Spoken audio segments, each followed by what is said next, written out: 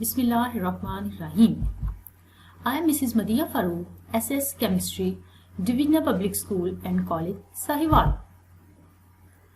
Dear students, our today's topic is exercise of chapter number 1, Basic Concepts.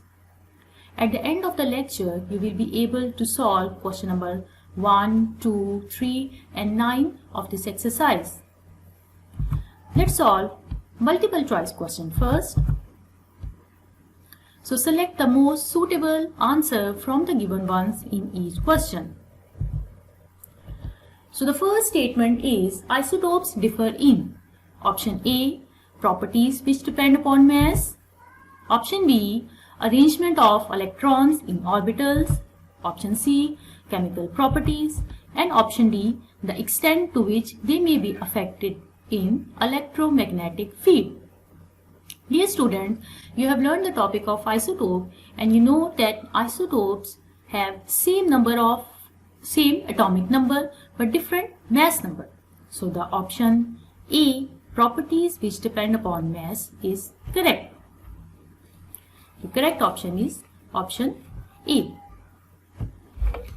Let's see the next statement.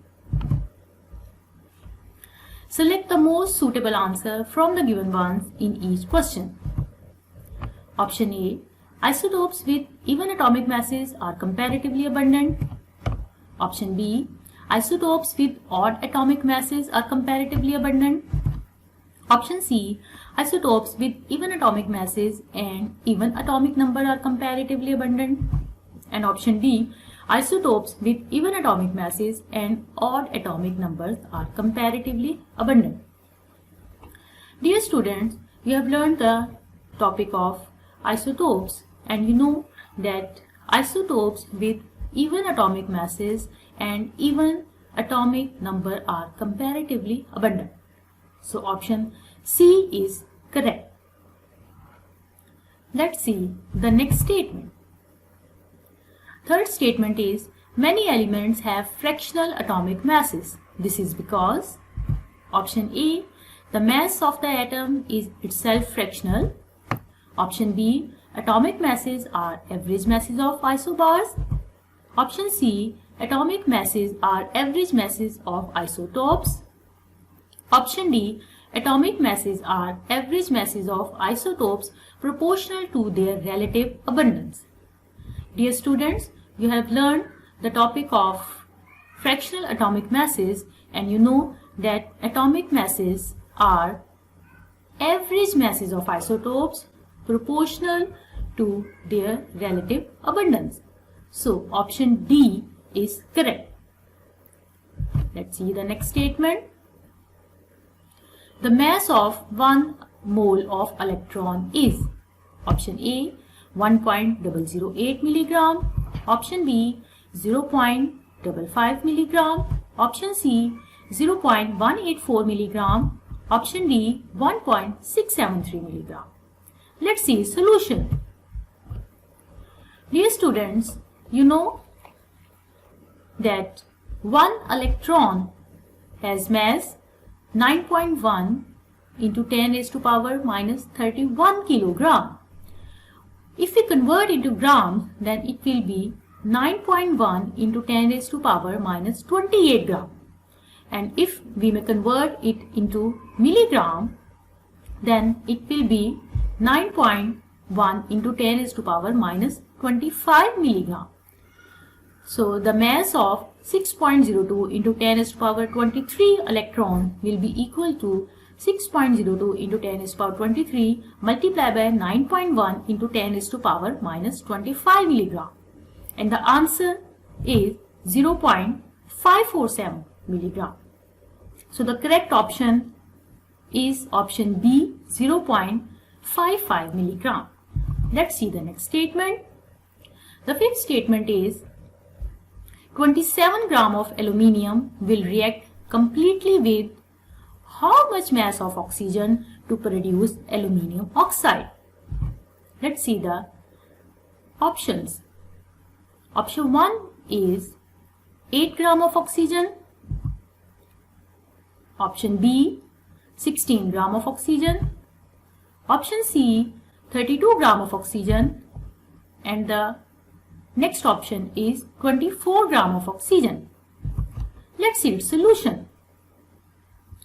Students, if you will write the balanced chemical equation between aluminium and oxygen to form aluminium oxide, then you will come to know that 4 moles of aluminium combine with 3 moles of oxygen to form aluminium oxide. You know that the atomic mass of one atom of aluminium is 27, and if you have 4 atoms of aluminium, then its mass will be 108 gram. And the atomic mass of one atom of oxygen is 16 gram, and if you have 6 atoms of oxygen, then 16 multiplied by 6 equal to 96 gram of oxygen. 108 gram of aluminium required oxygen, 96 gram, and if we have 27 gram of aluminium, 27 gram which is given in the statement of aluminium required oxygen, 96 divided by 108 multiplied by 27, the answer is 24 gram. So the correct option is option D, 24 gram of oxygen. Sixth statement. The number of moles of carbon dioxide which contain 8 gram of oxygen. Option A 0.25, option B 0.50, option C 1, option D 1.50. Let's see its solution. Students, you know that the formula of carbon dioxide is CO2. First of all, we shall calculate the molar mass of carbon dioxide by sum up the atomic mass of the atoms. The atomic mass of carbon is 12, atomic mass of one atom of oxygen is 16, and if we have 2 atoms of oxygen, then 16 will be multiplied by 2. The molar mass is 44 gram per mole. 32 gram of oxygen is present in carbon dioxide, will be equal to 1 mole, and if you have 8 gram of oxygen, which is given in the statement, is present in carbon dioxide, then 1 divided by 32 multiplied by 8 equal to 0.25 mole. So the correct answer is 0.25, option A. The largest number of molecules are present in option A 3.6 gram of water, option B 4.8 gram of ethanol, option C 2.8 gram of carbon monoxide, and option D 5.4 gram of N2O5. Let's see its solution.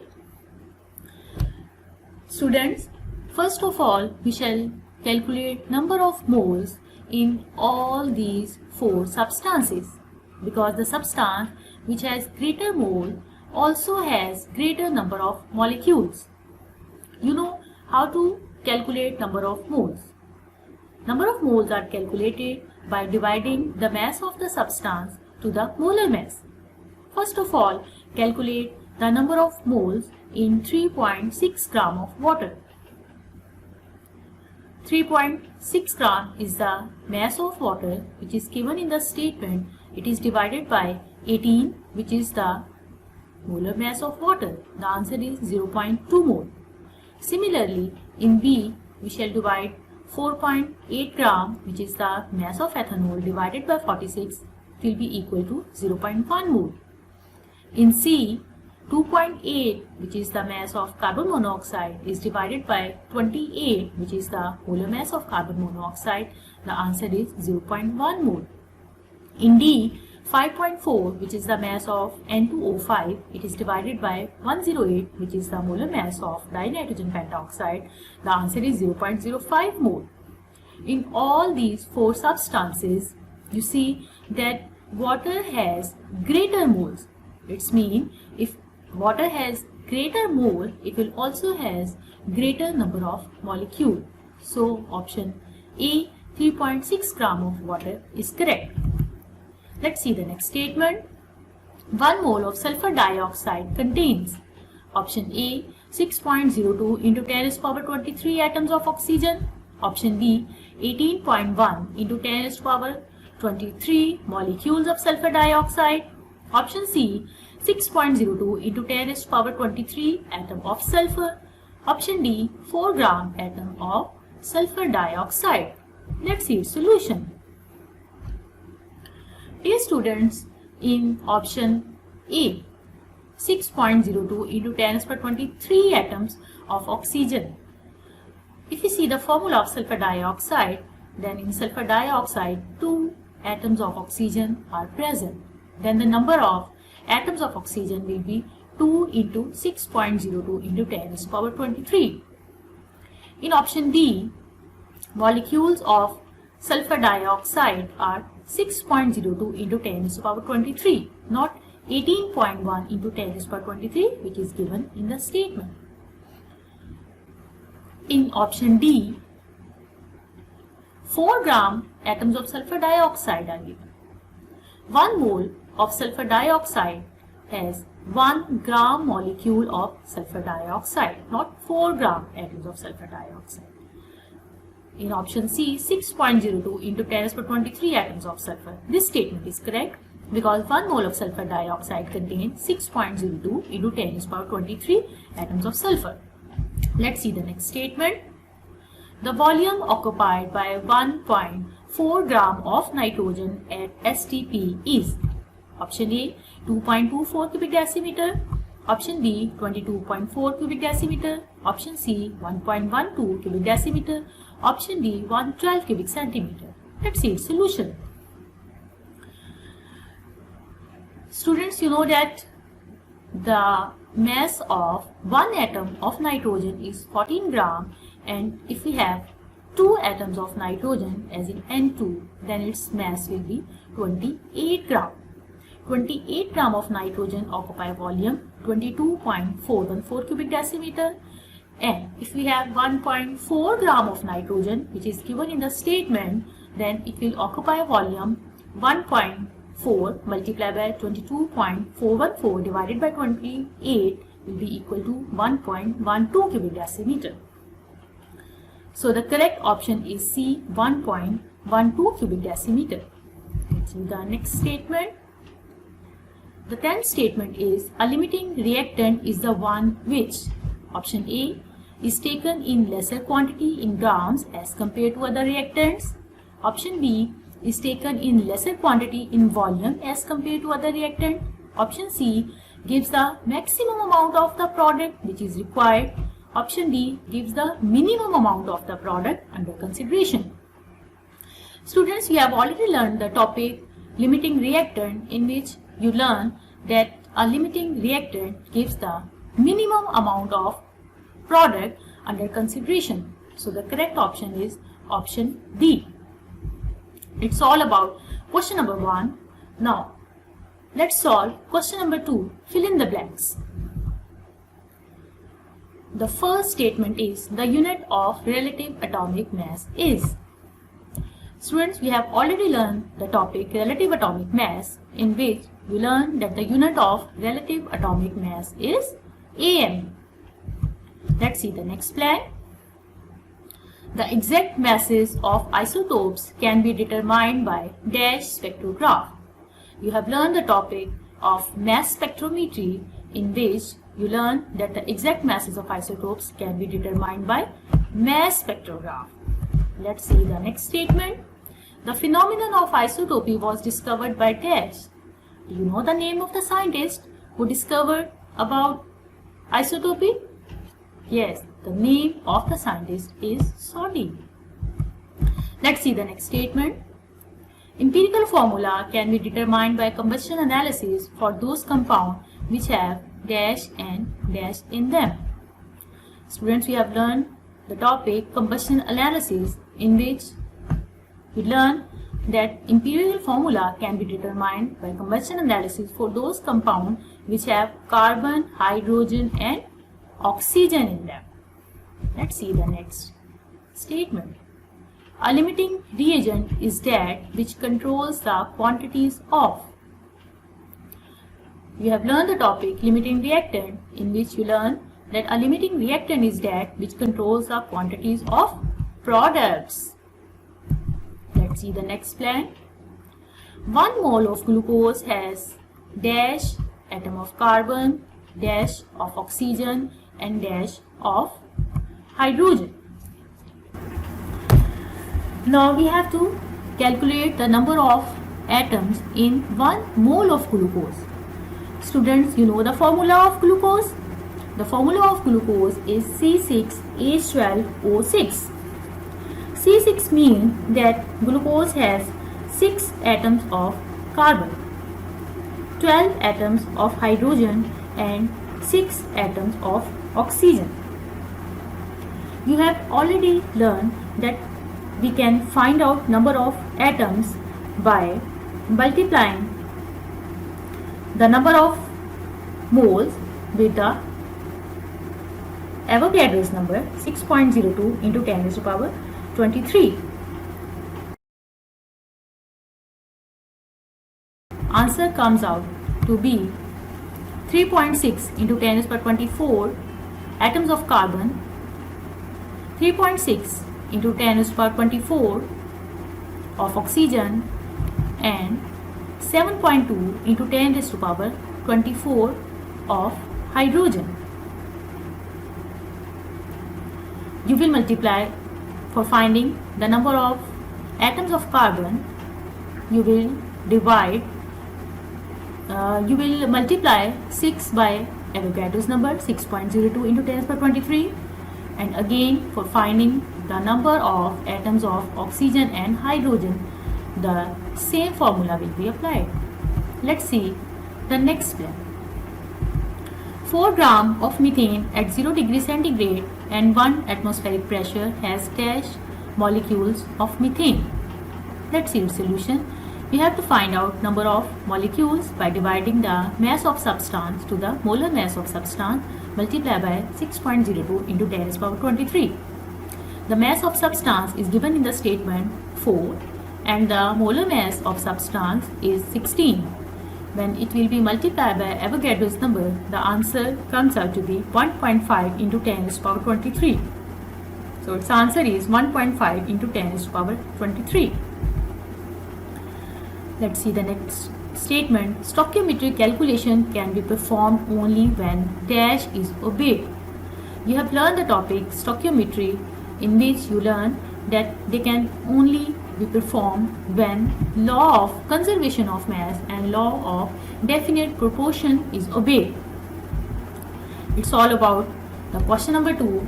Let's solve. Question number 3. Indicate true or false as the case may be. First statement is neon has 3 isotopes and the fourth one with atomic mass 20.18 AMU. You have learned the topic of isotopes, in which you learn that neon has 3 isotopes, not 4. So this statement is false. Let's see the next statement. Empirical formula gives the information about the total number of atoms present in the molecule. Dear students, we have learned 2 types of formula, empirical formula and molecular formula.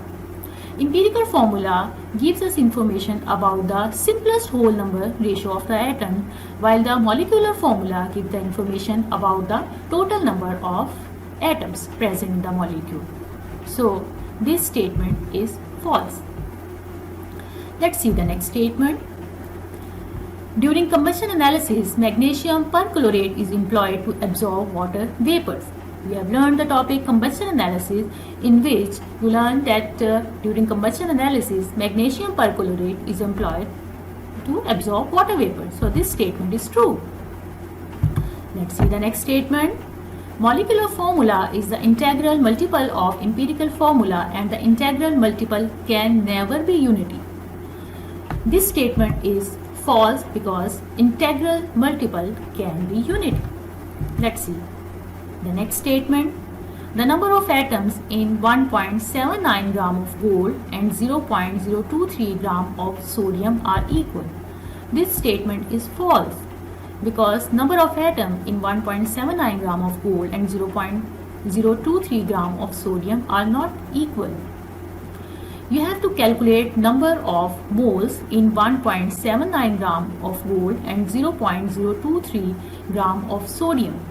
The number of moles are not equal. So if number of moles are not equal, number of atoms will also be not equal.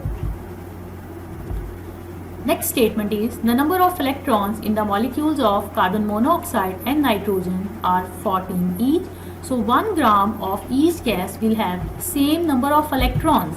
This statement is true because they will have same number of electrons. Next statement, Avogadro's hypothesis is applicable to all types of gases, that is ideal and non-ideal. This statement is false because Avogadro's hypothesis is applicable to all types of gases, that is ideal. It is not applicable for non-ideal. Yes.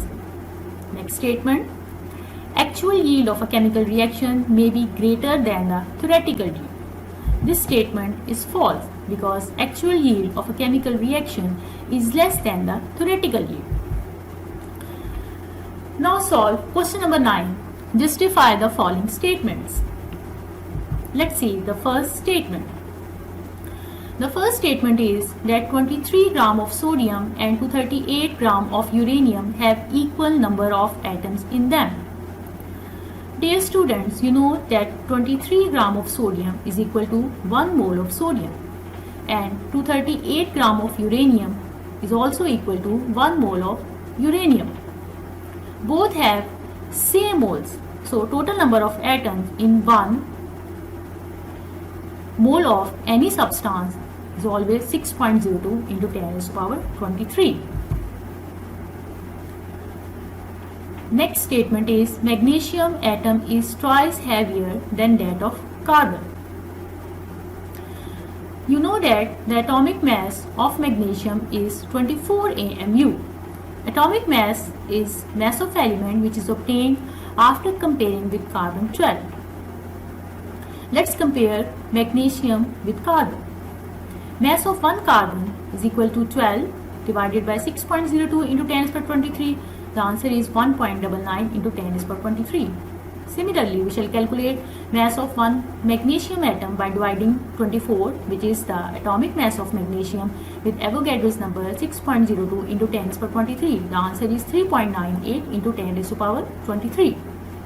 Now we compare both masses by dividing with 1.99 into 10 raised to 23. In case of carbon, it is 1, and for magnesium, it is 2. The ratio of masses of carbon and magnesium is 1:2. Hence, it's proved that magnesium atom is twice heavier than that of carbon. Let's see the next statement. 180 gram of glucose and 342 gram of sucrose have the same number of molecules but different number of atoms present in them. In this statement, we have to justify two things. Number one, 180 gram of glucose and 342 gram of sucrose have same number of molecules, and the other that they have different number of atoms present in them. First of all, we will calculate number of moles in glucose and sucrose by applying the formula which you already know. What is it? Yes, mass of glucose divided by molecular mass. The mass of glucose is 180 gram, which is given in the statement, and the molecular mass of glucose is 180 gram per mole. The answer is 1 mole. Similarly, we shall calculate number of moles in sucrose. Number of moles in sucrose can be found out by applying the formula mass of sucrose divided by molecular mass. Mass of sucrose is given 342 gram and its molecular mass is also 342 gram. The answer is 1 mole. Both are 1 mole and have same number of molecules 6.02 into 10 raised to 23 in it. But each molecule of glucose C6H12O6 consists of 24 atoms. The formula of glucose is C6H12O6. C6 indicates that it has 6 atoms of carbon. H12 means 12 atoms of hydrogen. O6, 6 atoms of oxygen. When we sum up the atoms 6 plus 12 plus 6, then the answer is 24 atoms. Similarly, each molecule of sucrose C12H22O11 consists of 45 atoms of different elements. C12 indicate it has 12 atoms of carbon, H22 22 atoms of hydrogen, O11 means 11 atoms of oxygen. When we shall sum up all these atoms, 12 plus 22 plus 11, the answer is 45 atoms of different elements. Next statement is 4.9 gram of sulfuric acid when completely ionized in water have equal number of positive and negative charges, but number of positive charged ions are twice the number of negatively charged ions. Here we have to justify two things again, that 4.9 gram of sulfuric acid when ionized in water have equal number of positive and negative charges, and the other thing is that they have that the number of positive charged ions are twice the number of negatively charged ions. First of all, we shall calculate the molecular mass of sulfuric acid by sum of the atomic masses. The atomic mass of hydrogen is 1, but if we have 2 atoms of hydrogen, mass will be 2. Atomic mass of sulfur is 32. Atomic mass of 1 atom of oxygen is 16, but if we have 4 atoms, then 16 multiplied by 4 is equal to 64. Now we shall sum up 2 plus 32 plus 64. The answer is 98 gram per mole. Now we shall find out the number of moles of sulfuric acid by applying the formula mass of sulfuric acid divided by molecular mass. The mass of sulfuric acid is 4.9 gram and its molecular mass is 98 gram per mole. The answer is 0.05 mole. Now write the equation for the dissociation of sulfuric acid. Sulfuric acid ionized to form 2 hydrogen ion and 1 sulfate ion. We have already calculated the number of moles in sulfuric acid. As sulfuric acid produces 1 sulfate ion, so the number of moles will be 0.05, and it produces 2 hydrogen ion, so number of moles of hydrogen will be 0.1 mole. Now calculate number of ions. First, calculate number of sulfate ion by applying the formula mole multiplied by Avogadro's number. We have already calculated the number of moles of sulfate, 0.05 multiplied by Avogadro's number 6.02 into 10 raised to 23. The answer is 3.01 into 10 raised to 22. Similarly, we shall calculate number of hydrogen ion by applying the same formula mole multiplied by Avogadro's number. 0.1 will be multiplied by 6.02 into 10 raised to 23. The answer is 6.02 into 10 raised to 22.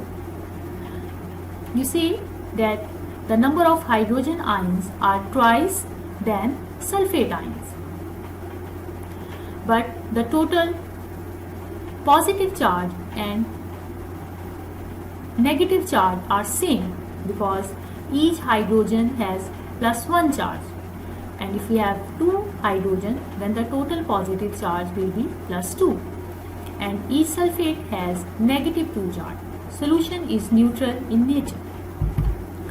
Let's see the other statement. 1 milligram of potassium chromate has thrice the number of ions than the number of formula units when ionized in water. When potassium chromate ionizes in water, following ions are produced. Potassium chromate ionized to produce 2 potassium ions and 1 chromate ion. One formula of potassium chromate furnishes 2 potassium ions and 1 chromate ion. So total number of ions are 2 plus 1 thrice in number as compared to its formula unit. Let's see the next statement. 2 grams of hydrogen, 16 gram of methane and 44 gram of carbon dioxide occupy separately the volume of 22.414 cubic decimeter. Although the sizes and masses of molecules of 3 gases are very different from each other. First, we shall calculate number of moles in all the 3 substances, hydrogen, methane and carbon dioxide. We can find out the number of moles of hydrogen by applying the formula mass of hydrogen divided by molecular mass. mass of hydrogen is 2 gram given in the statement and its molecular mass is 2 gram per mole, the answer is 1 mole. Similarly, we shall calculate moles of methane by dividing the mass of methane, which is 16 gram given in a statement, divided by 16 gram per mole, which is the molecular mass. The answer is 1 mole. Now we shall calculate number of moles of carbon dioxide. The mass of carbon dioxide is 44 gram given in the statement to the 44 gram per mole, which is the molecular mass of carbon dioxide. The answer is 1 mole. You see that each substance has 1 mole, and 1 mole of any gas at standard temperature and pressure occupy 22.414 cubic decimeter volume, which is also called molar volume. Each gas is 1 mole and has same number of molecules 6.02 10^23 in it. Size and mass of each gas molecule is different. It's about the question number 9. Let's have an overall review of chapter number 1, basic concepts. Dear student, first of all, you learn about atom and molecule. I have a very interesting video for you for the more understanding about atom and molecule. Let's see the video. Hello friends, I am an atom. Yes, an atom. Can you see me? Oh yes, I know you can see me on your screen, but I am just an imaginary picture of an atom. Real atoms are too tiny. You can only see them under a very special microscope.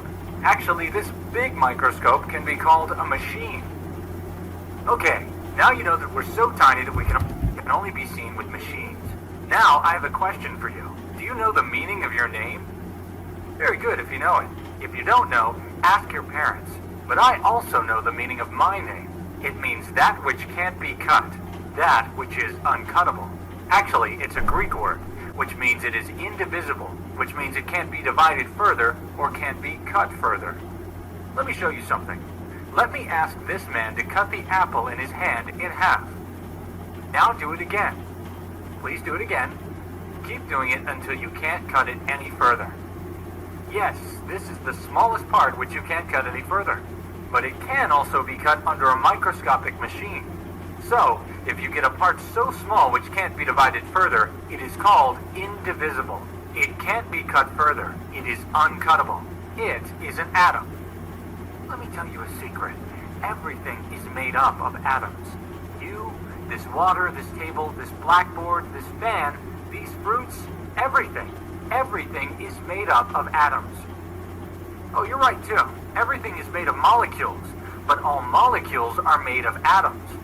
Confused? Go to the blackboard and write any sentence. Good. Now this is a whole sentence. Now circle all of the words in this sentence. Now let's take a word and circle all the letters of R with some other color. Very good. You see, this sentence is made up of words, but words are made up of letters.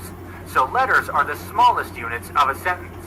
Similarly, everything is made up of molecules, but molecules are made up of atoms. So atoms are the smallest unit of everything. Look at this. See, water is made up of water molecules, but water is made of atoms.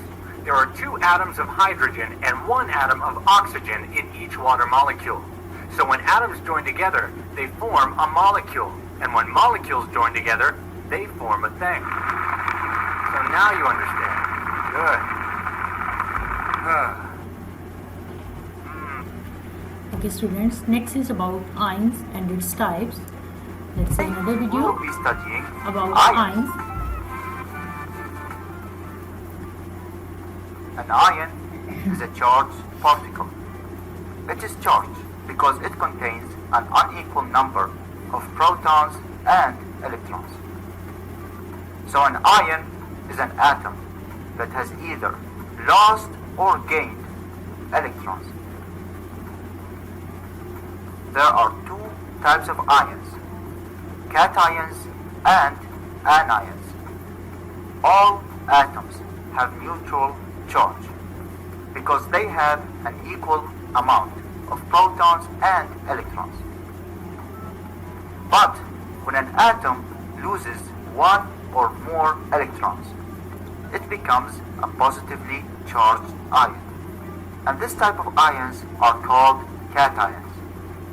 But when an atom gains one or more electrons, it becomes a negatively charged ion, and this type of ions are called anions. Were you paying attention? Answer these two questions and find out. Question number 1. Define an ion. Question number 2. Name and explain the two types of ions. Okay, it was about ions and its types. Next is about atomic mass of an element. The atomic mass of an element is determined with reference to the mass of carbon as a standard element and is expressed in AMU. Students, you learn about types of formula. There are two types of formula, empirical formula and molecular formula. Empirical formula is the simplest formula that gives the small whole number ratio between the atoms of different elements present in a compound, while molecular formula of a substance is based on the actual molecule. Next, you learn about combustion analysis. Combustion analysis is one of the techniques to determine the empirical formula and then the molecular of a substance by knowing its molar mass. Next, you learn about mole. A mole of any substance is the Avogadro's number of atoms or molecules or formula units of that substance. Then you learn about stoichiometry. The study of quantitative relationship between the reactants and products in a balanced chemical equation is known as stoichiometry. Then molar volume. Student, if we have 1 mole of any gas at standard temperature and pressure, it occupies a volume of 22.414 cubic decimeter. This is a volume of 22.414 cubic decimeter is called molar volume. Then limiting reactant. A limiting reactant is completely consumed in a reaction and controls the quantity of products formed. Then you learn about yield. The amount of products obtained in a chemical reaction is called the actual yield of that reaction. Whenever a chemical reaction proceeds, the reactants react to form products, and the amount of products obtained in a chemical reaction is called actual yield of that reaction. Now you have an assignment. Question number 1. How many molecules are present in 10 gram of ice? You have to calculate number of molecules in 10 gram of ice. Question number 2. Which laws are to be considered during stoichiometric calculation? You have to tell about the laws which are considered during stoichiometric calculation. And question number 3. Who discovered the phenomenon of isotope? You have to solve it yourself. Thanks a lot.